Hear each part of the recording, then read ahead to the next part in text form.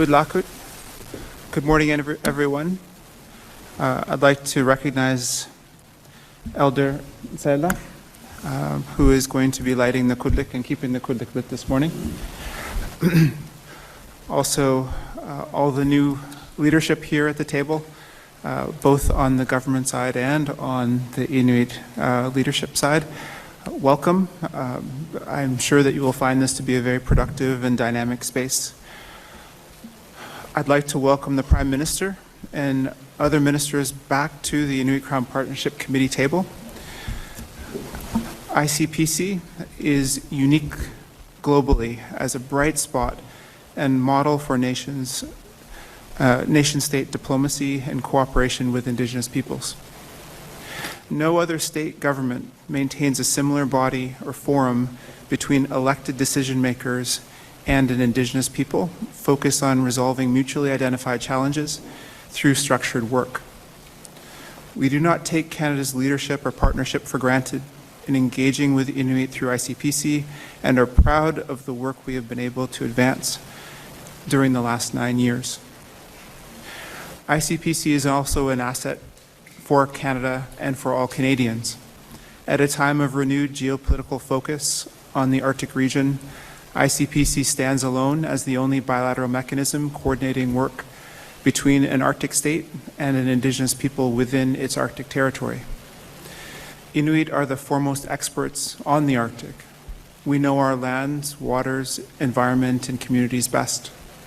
Our treaties with the Crown provide legal certainty and a legal framework for working together in a unique way that is something that we must foster in this space. Canada is positioned well to build on this strong foundation of knowledge and expertise to advance an Arctic policy informed by the people who live here. We stand with Canada as proud Canadians.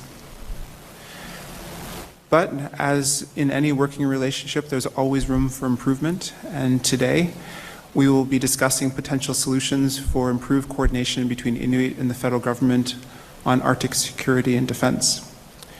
We also will be working on items such as affordability, the Inuit Child First Initiative, and international issues, and many other items. When we were established in 2017, this mechanism was created under a simple premise, that the Canadian government would always have priorities. Inuit leadership would always have priorities. And we could come together in this space, identify shared priorities, and create work plans and accountability to get things done. We feel like this is a moment in time where we do need to work together, and we need to do work in a way that protects our interests in our homeland, but also Canada's interests globally. We are committed to this space, and we are very thankful for the leadership that Canada has shown to work in its constructive arrangements with Inuit. With that, I'd like to pass the floor to Prime Minister Carney. Kuujjuaq, bonjour, good morning everyone. Thank you, President Obed. Thank you, dear Peter, President Natan, for your welcome, for your leadership, leaders of Inuit-Nunagat, dear friends, members of the Cabinet, one of the largest Cabinet delegations to come to ICPC. I think it is the largest in Inuit-Nunagat, underscores how vital this table is. Not just how vital today's meeting is, but how vital the work that we will carry forward from today's discussions. I would like to thank and welcome also my dear colleague, Laurie Idlo, our MP for Nunavut, on whose counsel I greatly rely, and am very grateful for your presence and continuing support. And also acknowledge Ambassador Virginia Mearns, whose diplomatic mandate this table has been developing and others have been developing, and whose efforts will bring Inuit voices to strengthen inclusive and strategic cooperation across the entire Arctic. Now, It's been just under a year since I attended my first ICPC meeting in Inuvik, et au cours de cette réunion, nous avons défini un programme commun. À quoi ressemble une consultation véritable dans le contexte inuit et comment nous pouvons travailler ensemble efficacement pour favoriser la prospérité économique et la justice. Now, over the past year, we have made some significant progress, but we've also discovered areas where we can deepen cooperation. And we have a number of pressing immediate issues that we will address today. But I want to take a few moments to highlight some of the things that have happened and where some of the opportunities lie. The first, I look to Minister McGuinty. Canada, for the first time since the fall of the Berlin Wall, has met our NATO defense spending targets, 2%, and we're taking full responsibility for our security and sovereignty in the Arctic. Now, we can only do that in true partnership with you. 4 days after I was sworn in as Prime Minister, I was in Iqaluit to announce that the CAF, our armed forces, would establish a year-round presence on land, sea, and air in the Arctic. Those patrols have begun, including with Operation Nanook to safeguard our sovereignty. We are in the process of undertaking the largest increase in defense spending in our lifetimes. Much of it will be in infrastructure, equipment, and hardware needed to defend the Arctic. What's crucial, and we can only realize together, is that this creates tremendous opportunity for infrastructure in health, in broadband, in community infrastructure, wastewater, beyond. And we can only develop those in tandem so that all benefit. Our plan is backed by more than $40 billion of investments to upgrade infrastructure, including airports, the Inuvik airport, runways at Rankin. But this is your homeland. Let's be clear. This is your homeland. You are the rights holders.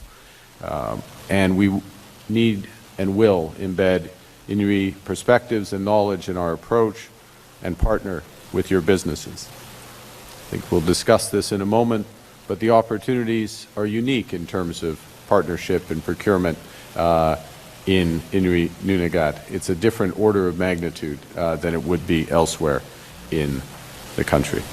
And as well, we need to be conscious of the challenges that the scale of this type of investment can bring in terms of drawing on civilian resources, capacity for logistics, and make sure that we are scaling in a way that all benefit.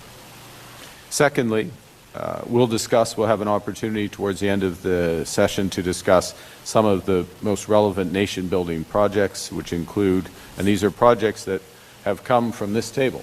In fact, I remember President Obed, the first time we met, the stress on some of these, particularly on Grays Bay Road and Port. We heard when we were in Inuvik a little less than a year ago the importance of Mackenzie Valley Highway, the importance of developing clean energy sources such as the Nikik Sotit Hydro project, but ensuring that all of these are done in a way that benefit the communities. We're also we will turn in a moment to immediate issues, the housing crisis, and this is the right word, the housing crisis, recognizing that the majority of the population lives in overcrowded homes. We've made a start with housing strategy, made a start with Build Canada Homes, work with NTI, as well as the government of Nunavut for 750 homes. But we need to modernize our partnerships. We need to update our partnerships across housing, affordability, and to provide accessible, high-quality education. You rightly mentioned the Inuit Child First initiative. I want to salute Minister Gulmasti for many things, but also for her leadership in the short term to ensure the extension of funding, the $115 million extension of funding, but for co-developing a long-term framework so that we provide vital education and health services to Inuit children. Again, from this table and the leadership of this table, the federal government made a commitment in the last budget for $50 million investment to the development of Inuit-Nunagat University, our first Inuit-led university which will be based in Arviat, Nunavut, intended to open at the end of this decade, serving hundreds of students, 80 faculty and staff, on-site housing. I want to congratulate ITK for your leadership in this effort, but we need to move beyond the infrastructure component. There's issues of governance, authorization, as well as a durable long-term funding model. Back to more immediate priorities. We are backing, and we will discuss the effectiveness of this and the next steps on this. We're backing Inuit-led approaches to eliminate tuberculosis, prevent TB, and to accelerate diagnosis and treatment. Again, an area, it's not the sole answer, where we can leverage the resources that we're putting in elsewhere. The reform of Nutrition North, realizing the full benefits of our food security strategy. So again, updating and adjusting subsidies, but truly looking and implementing a systems-led approach. And again, respecting the food systems here, the harvest systems here, and getting full benefit. I think it gives you a sense of just the scale of the opportunity, as I mentioned, but the consistency and the imperative of working together in partnership. Multifaceted approach, interconnected approach, recognizing that our security, our sovereignty, our prosperity and well-being are all aligned. So just to conclude, on a fait beaucoup de progrès. We have made much progress in the past year, mais on a appris beaucoup de leçons. We've also learned many lessons, and those lessons drive towards deeper partnership, systems-led reform, Inuit systems-led reform. We're going to discuss those in more detail, but we've started as we mean to go on, with ambition, in partnership, and with a sense of urgency that the moment demands. With that, Nakamik, and I will hand back to you, President Obed. Thank you very much. Merci beaucoup.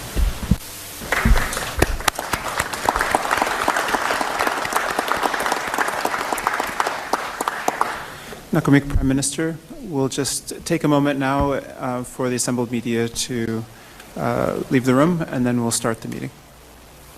And thank you to the assembled media for being here.